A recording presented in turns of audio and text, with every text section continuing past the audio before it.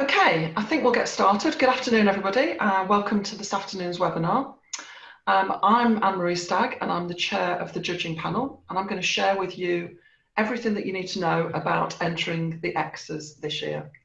So I'm joined by my colleague, Jackie Pringle, who is Head of Operations, and Jackie will talk you through the online process shortly. Hi, Jackie. Hi, good afternoon, everybody. Looking forward to working with you all again. So thank you, Jackie. The session will last for about 30 minutes today, and I'm going to just start by running through some housekeeping. So throughout the webinar, you'll be able to see both Jackie and I, but don't worry, your own cameras are automatically turned to off and your microphones are turned to mute. So please don't change any of these settings if you don't mind. We do have hundreds of people joining the webinar today, so we're not able to take live questions. However, at the bottom of your screen, there is a Q&A button. So if you just hover the mouse at the bottom of your screen, so please feel free throughout the webinar to pose any questions. We'll do our best between us to pick those questions up, and we'll either answer them live or we'll answer them on the Q&A section. There's also a chat button as well, so if you want to chat to each other or say hi, then please go ahead. And finally, we will be recording today's session, so if you want to share it with any of your colleagues, it will go on the ECCCSA website from probably tomorrow morning, so you can access it and share it with your colleagues then. Okay, so what we're going to cover today. So first of all, I'm going to give you an overview of the ECCCSAs. There's lots of familiar names on today's call, but also lots of new organisations. So I will start by giving you an overview and some of the history of the ECCCSAs. If we can just move to the next slide, please. We'll take a look at the categories. And I'll talk through some of those categories in more detail, and particularly some of the frequent questions that we get each year about the criteria for those categories. And then Jackie's going to talk you through the process for entering online. We'll also talk through some tips, some hints and tips, things that we've picked up from previous years that people have found particularly helpful, that will help you to write that initial good entry. And then I'm going to talk you through what to expect from the second stage, the actual judging process, the face-to-face judging process. And then we'll give you a flavour of what to expect from the awards evening at the end of November. And then finally, we'll end on the additional support and help that's going to be available through, to you throughout the rest of the process. Okay, so in terms of the ECCCSAs, many of you have attended the awards in previous evenings and take part in these awards regularly, and I think about half the people on the webinar look like they're brand new to enter. So I'm going to tell you a little bit about the programme and give you a flavour of it and how it operates. So the ECCCSAs are in their 20th year. So, gosh, makes us all feel old, doesn't it? So it's the 20th anniversary this year. So as you can imagine, these awards are always known for putting on a great awards evening. And this year we want to make that extra special. It's also a programme that's highly regarded for its robust judging process. It's very important to us that if we put somebody on the stage, if we put an organisation on the stage and say they are the best in Europe, that everybody else in the room and everyone else that's taken part in the programme knows that they've been through a robust, fair and transparent judging process. And these awards, what are they about? They're about recognising those organisations that really value their people. They continually innovate to improve standards, and importantly, they operate efficiently and effectively. And essentially, they're helping to raise the standards across our industry year on year. So just a quick look back on the ECCCSAs last year. hopefully by now you've worked out how to pronounce it. So the European Contact Centre and Customer Service Awards is a bit of a mouthful. We pronounce it as the ECCCCSAs. It's been fondly called that for some years, so you can get your tongue around that. So last year we had 24 countries that entered, and we had entries from over 300 entries from over 100 organisations. And some of those are global, international organisations, well-known brands, and some of them are quite small contact centre customer service operations. And last year we had over 1,300 people at the awards evening in London, so it was the biggest awards event that we've ever run. It's expected to be even bigger this year. So, you know, very, very pleased to see lots of you on the webinar today, and certainly an increased number from last year, which is great. So, just moving on, it's probably appropriate at this stage to mention the dreaded coronavirus. I know that you know, we'll certainly get lots of questions on this, so I wanted to kind of deal with this up front. Our view is that the event, sorry, just go back a slide. Our view is that the event is planned for the 24th of November. We've booked the venue. We're very happy to go to have booked that and choose the same venue as last year, which you all know and love. And the venue, those of you that have been there before will know that the venue actually houses 2,000 people. So we have a lot of space at the venue, and obviously people's health is paramount to us. So we will, of course, take all the advice from the government that's available at the time. We're optimistic that this event will go ahead on the 24th of November, and that we can put in the right safety measures in place to make sure that everybody feels very comfortable. That said, if for some reason, if there's a second wave, if we're not able to go ahead with the awards dinner, then our approach at this stage will be, we will either postpone the event, depending on what the advice available is at the time, or we will do an online awards event, and we will make sure that that's a high value, high quality event. So I just wanted to share that up front and kind of get the elephant in the room kind of on the table, if you like. So just moving on then, what's new for 2020? So what we do every year is we talk to previous finalists, previous winners, and also our extensive panel of judges, just to make sure that the categories that we've got are still very relevant, because, you know, we're in an industry that's changing frequently. So we just introduced 5 new categories. It won't surprise you to know most effective home working programme, which has suddenly gone right up everybody's agenda. But we also felt it was appropriate to recognise the amazing work that organisations have done in the last couple of months. So we've introduced 5 new categories, which all are around responding in a crisis. So we've drawn out the best partnership solution, where you may have worked with a supplier, an outsourcer, a technology provider, to look at the best partnership solution to help get your colleagues or your customers through this period of time. And also responding in a crisis for providing great leadership, for supporting colleagues, for supporting customers, and of course for supporting in the community. So a whole new section there, and I know already from the entries that have started online that that those categories are most welcome, and that lots of people have been pulling their nominations together in that area. So the other thing that's new is the judging format. So having just talked about coronavirus and the timing of where we find ourselves currently, not just in the UK but across Europe, we felt that it was most appropriate to do the judging online this year. So the first stage is the online judging process, and the second stage will be remote, so face-to-face but remote judging process. We felt that was important so that we were not asking people who might not be comfortable travelling to London to see the judges, or indeed our judges to travel abroad, to kind of change that process so that nobody feels at risk and everybody feels very comfortable going into the judging process, that they can take part in that process.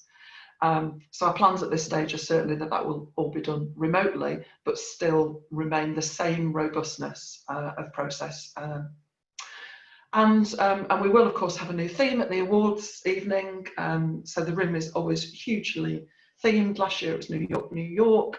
I'm not going to share what it is this year. It's going to be a surprise, but it will be the usual fun, high quality event that you've come to expect from us.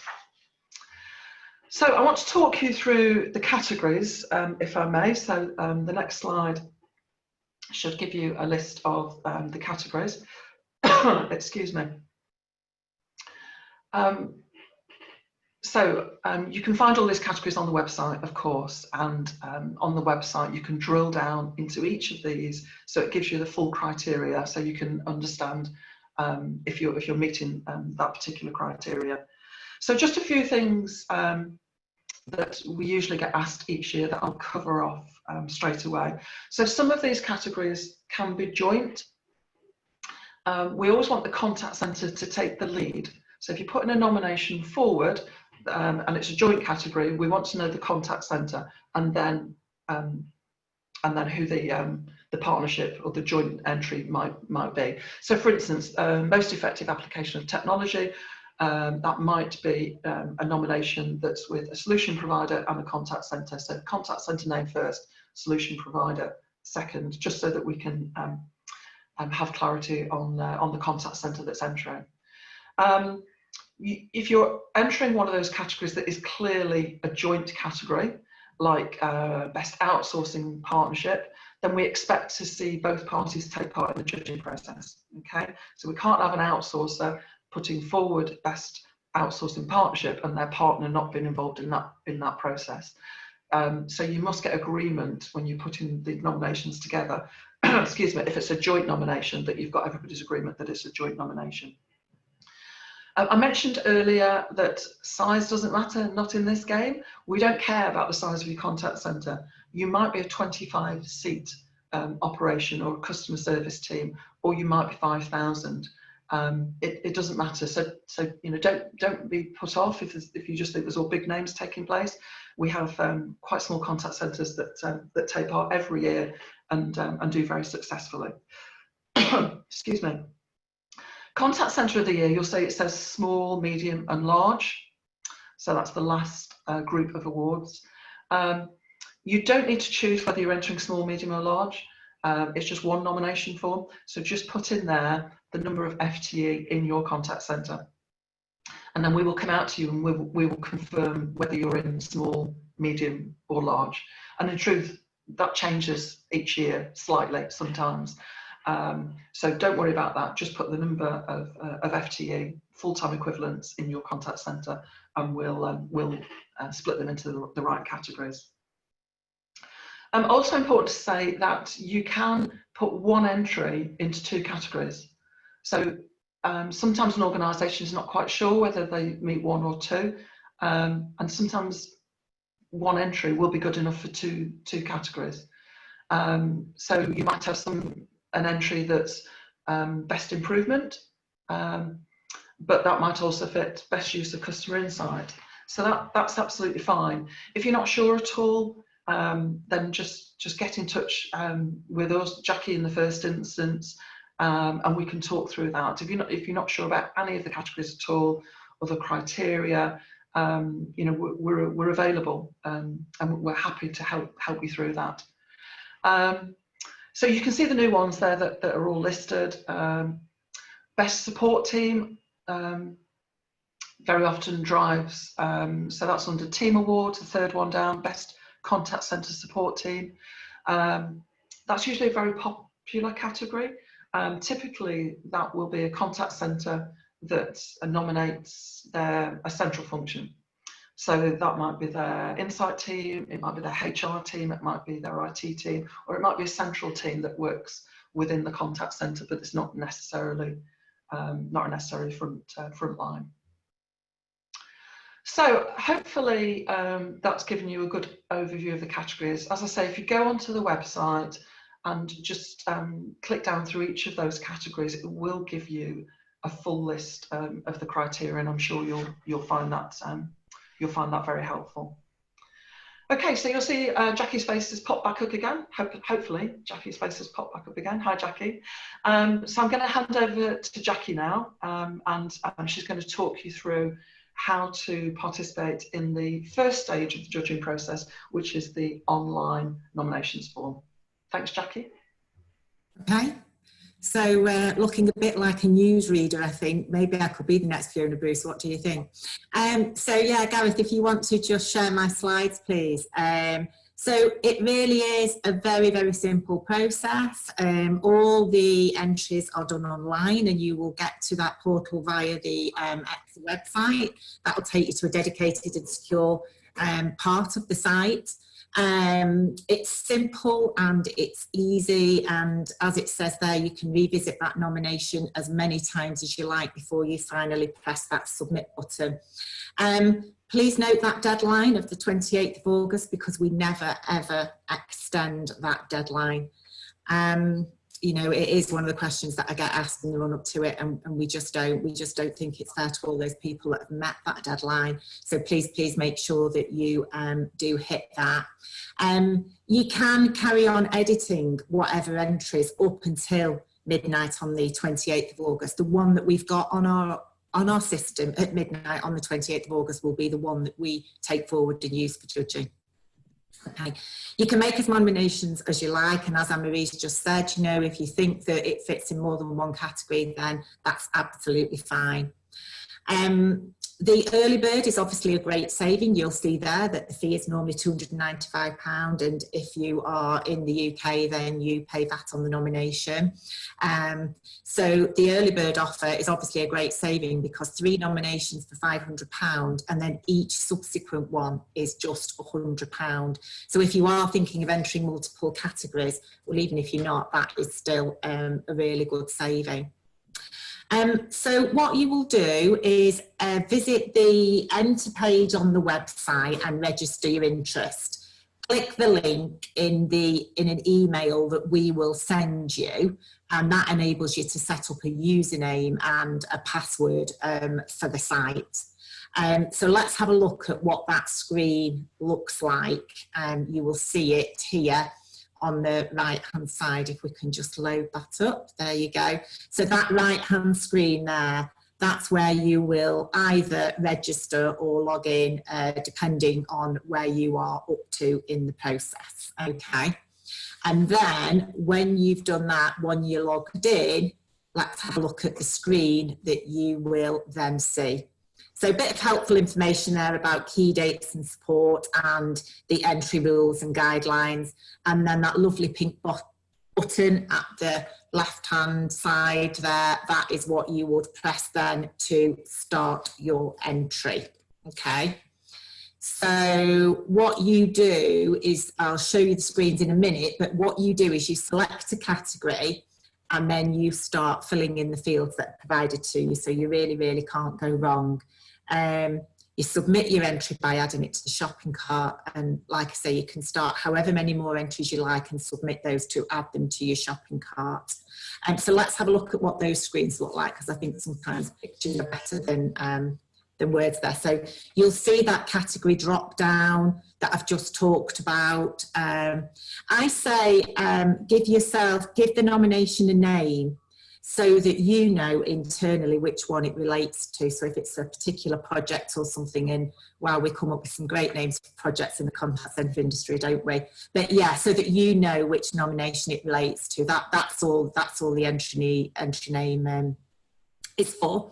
So there's 5 tabs across the top there. The first one is details. And again, you can see that it's all drop downs. So just some basic information, their details, and then you go on to put the contact information in, and then it takes you through the process. So really, really can't go wrong.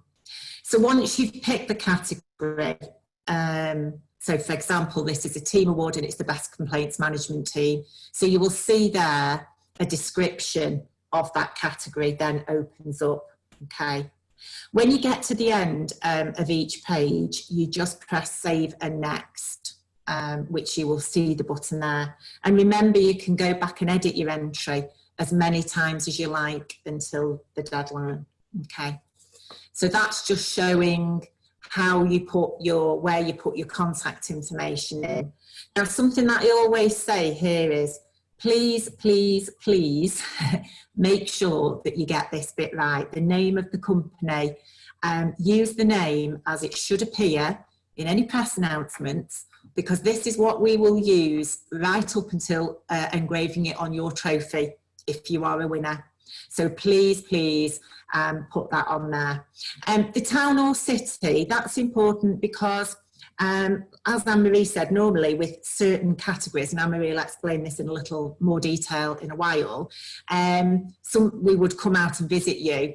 Obviously the plan is at the moment to do that virtually. But if things do change and we are found that we are able to move around a little bit more, then we may well surprise you and say that we're going to come. And so we need to know exactly which town and city it is that you would want us to come to. Okay, and the full address there as well. So this next bit really is the main body of the entry. So the nomination questions will vary depending on the category that you are entering. But this is, you know, just typical of the start of the form here. You'll see there under the objectives box that you can just see, which is one of the questions on one of the categories, the word count there is 250 words. So, you know, you can, there's plenty of room if you want it, but equally you don't feel that you have to fill it. You can add supporting materials. You'll see along the top there that there's another tab. Sorry, if we can just go back, I've not quite finished with that slide, thank you. The supporting materials tab there. So you would just click on that and that will take you to a page where you can add you know, any relevant results or surveys or videos. I also think a structure chart's really useful. Because it gives the judges context. So maybe have a think about putting a relevant structure chart that supports your nomination in there. And that last tab there of team, that is where you can add people's names. So if there's been people involved in the project or the team or somehow in the nomination, you can actually name them on that part of the on the form if you want to. Okay, so you pay for all your entries in the shopping cart, and you can either do that straight away or when you submit your final entry. Something just to point out is you only get that early bird offer of 3 for £500 and £100 for each one if you've made the payment by the 26th of June. So I recommend that you pay as early as you can, especially because we know that some organisations have got some internal processes that you need to go through to get payment to us. So allow yourself plenty of time. I wouldn't want you to delay and then miss those deadlines. But yeah, once you, if you can just take to the payment screen and then it will all become a little bit clearer, thank you. So yeah, so you put in your billing details and you'll see in the bottom right hand corner there that you can either pay by invoice or PayPal. If you choose to pay by PayPal, it will just take you straight away to the payment and then it's all done and dusted.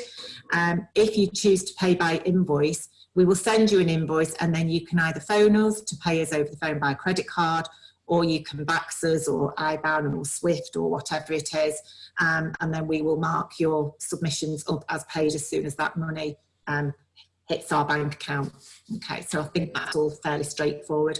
When you've done that, the final part is you can then add any more submissions to your cart. Like I say, you can carry on editing them afterwards. So even after you've pressed submit, you've pressed paid, you can carry on submitting them, carry on editing them right up until that deadline, midnight, 28th of August. That is the version that we will use, that I will present to the judges, where they will do the shortlisting and take it from there.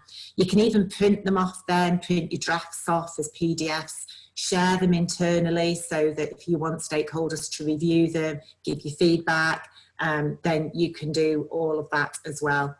So I hope that's helpful. You know, if there's ever anything that you're stuck with or you want to ask me, then I'm really accessible. But again, I'll come back and talk to you about that in a bit. But I'm going to hand you back to Ann-Marie now as Chair of Judges, just to share with you her advice of that process.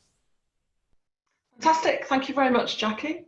There are a couple of questions flying in there. I think we managed to cover all of them, but just to reiterate, in terms of the entry fee, it's 3 for 500, but every one after that is £100 until the early bird. So hopefully that's helpful. And as Jackie said, you can complete your entry, pay your early bird, but you can continue to edit your nominations until the deadline in August. So some final bits of advice from me on the nomination form, the written nomination form, because obviously as the chair of the judges, we get to go through the many hundreds and shortlist them. And so I've got kind of plenty of experience in terms of what gets through and what doesn't get through. First of all, you've got to remember that the judges don't know your organisation. So don't make any assumptions. So give a very good high-level overview of your organisation, what you do and what you've achieved. So, you know, using jargon that's internal is very easy to do, but it's not helpful for the judges. And actually, if the judges find an entry quite hard work to get through, you kind of not start in the best position there. So do give a high-level overview of what you've achieved. Be clear and concise. It's got to be easy for the judges to read. So there's a temptation sometimes to wander off the category. You know, so think about the category you've entered, think about the criteria, and focus all your answers around that. That might seem obvious, but people do have a habit of wandering off and saying, and we did this that was great, and we've got this that's fantastic, and forget to mention something that's really, really key. So keep going back and looking through it and say, are we tying it back to the criteria? What are the judges looking for? What might a winner look like? And are we providing enough information to make it helpful for the judges? Again, we read lots of entries that have a lot of verbatim, a lot of text, but they don't provide the metrics to demonstrate and back up the achievements.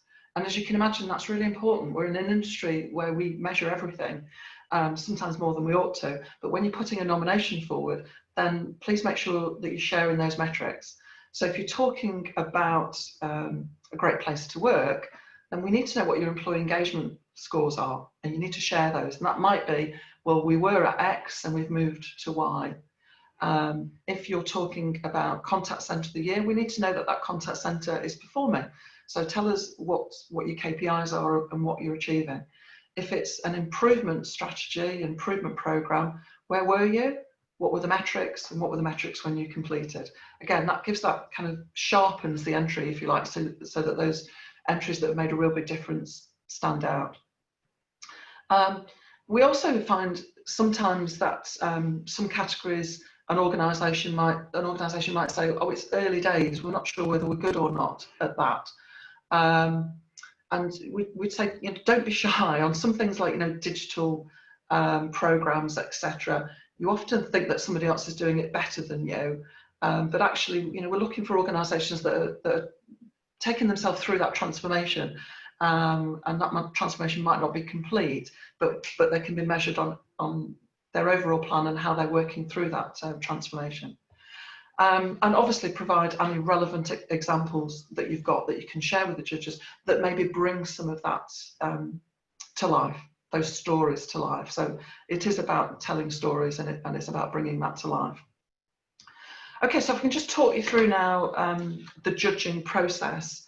So this is the second stage judging. So online nominations will come in, and we'll shortlist those down and have a finalists list. So we will come out with the finalist lists, and you can track the timelines as to when all that will happen on the website. And then the next stage, stage 2, and the final stage, is the face-to-face judging, which we're going to carry out, as I said earlier, virtually via a remote presentation. So the stage 2 will either be to a panel, or it will be what we're calling a showcase.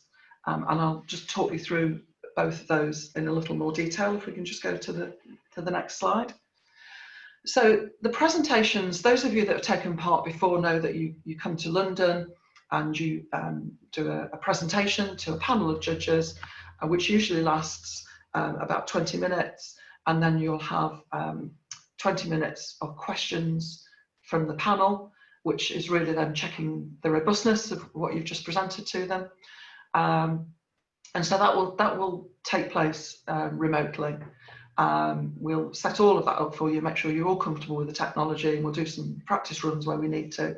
And that will pretty much run the same way as it does when you've previously been to London.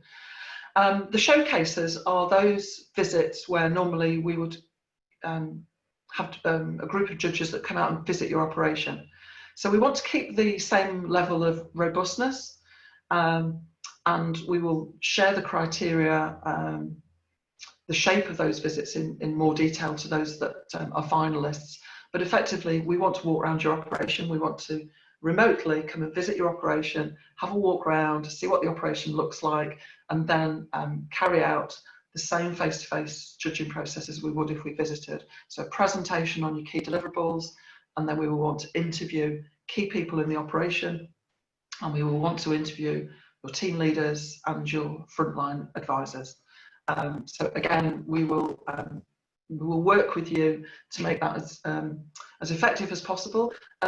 Typically, we will use Zoom. However, we know that some organisations don't like to use Zoom, and so if that's necessary, then we'll work with you, and whatever solution you prefer to work with, then we'll work with you beforehand and agree that.